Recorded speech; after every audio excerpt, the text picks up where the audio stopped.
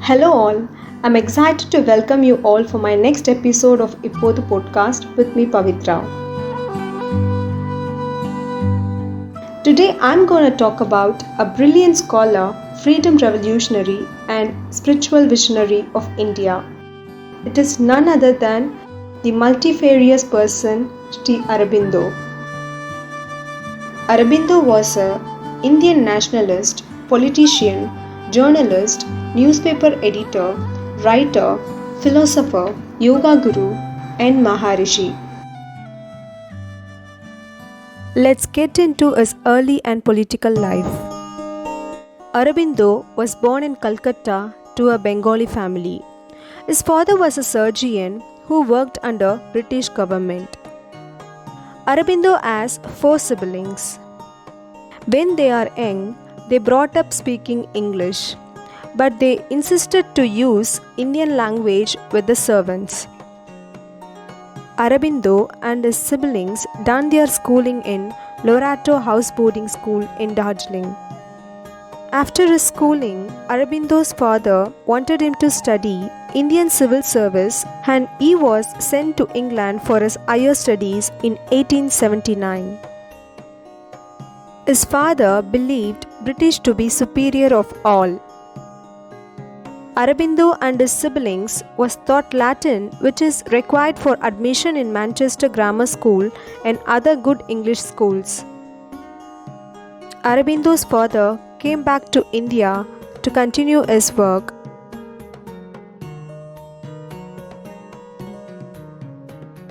And wrote many letters to his son mentioning that British government has heartless one.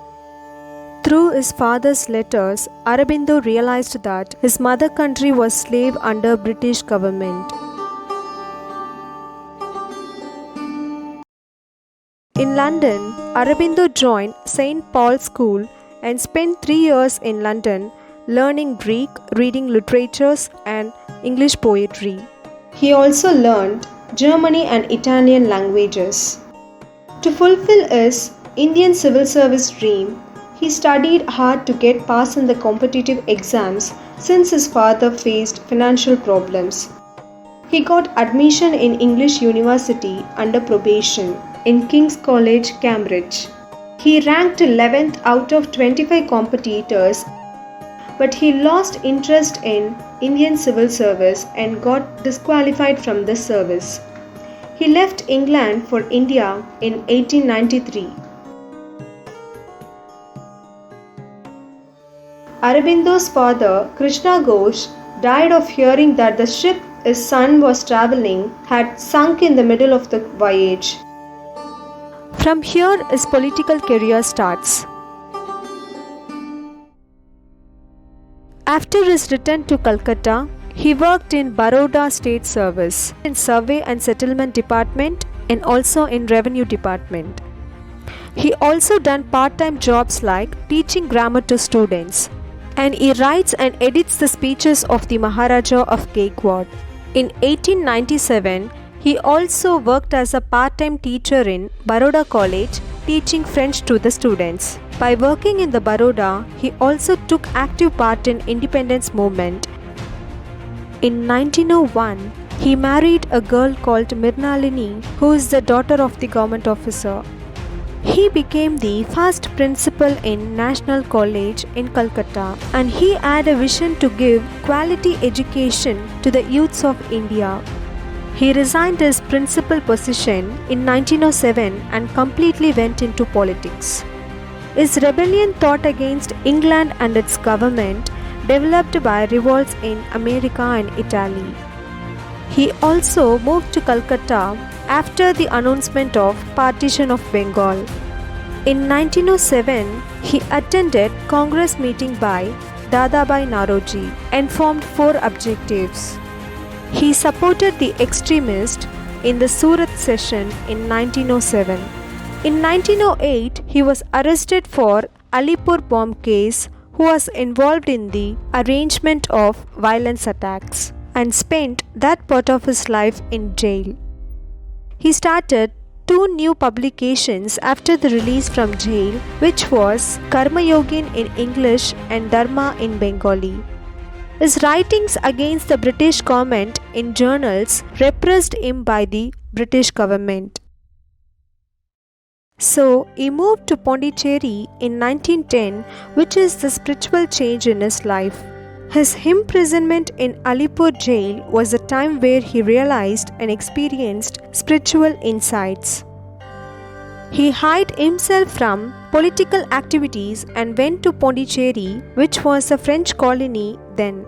After his move to Pondicherry, he dedicated rest of his life for spiritual and philosophical activities. He learnt about yoga and inner guru from a Maharashtrian yogi in Mumbai. In 1914, he started a monthly magazine called Arya, in which he spoke about integral yoga and human evolution to spiritual activities and transformation of man through integral yoga. Aurobindo had a few followers in Pondicherry in the beginning. Later, the numbers had increased, which resulted in the formation of Sri Aurobindo Ashram in 1926 in collaboration with Meera Alfaza, who is dearly called as the Mother. In 1914, Meera came from France to Pondicherry to meet Sri Aurobindo, who had interest in spiritual development, and he guided her spiritual practices about integral yoga. Aurobindo wrote many letters which has the answers to his spiritual questions and later published in book of 3 volumes on the topic Letters on Yoga. The Mother, who is the spiritual collaborator of Sri Aurobindo, took charge of the ashram, which was given by Aurobindo, and developed it a large spiritual community in the next few years. The ashram is in the east side of Pondicherry, where the two samadhi of Sri Aurobindo and the Mother laid to rest. After their death, it was maintained by trustees. Still, Sri Aurobindo Ashram is the most visited place in Pondicherry. The foreigners and Indians from different parts of India come to Sri Aurobindo Ashram in search of peace and to practice integral yoga. Aurobindo wrote many literary works and also works related to spirituality and yoga. Aurobindo's spiritual reformation, evolution, and visions on human progress made many followers for him. Aurobindo was an Indian reformer both in Indian independence and spiritual evolution, who dreamt for free and united India and considered India as spiritual gift to the world. In 1947, he also opposed the partition of India. He also nominated 2 times for Nobel Prize for his literary works and peace.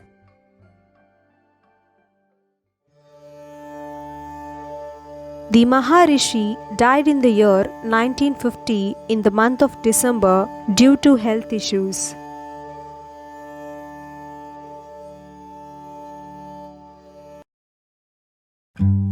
Hope you all enjoyed today's episode on the brief history of Sri Aurobindo. Please do subscribe and share your reviews to Ippodhu podcast. And stay tuned to our next exciting episode. Thank you.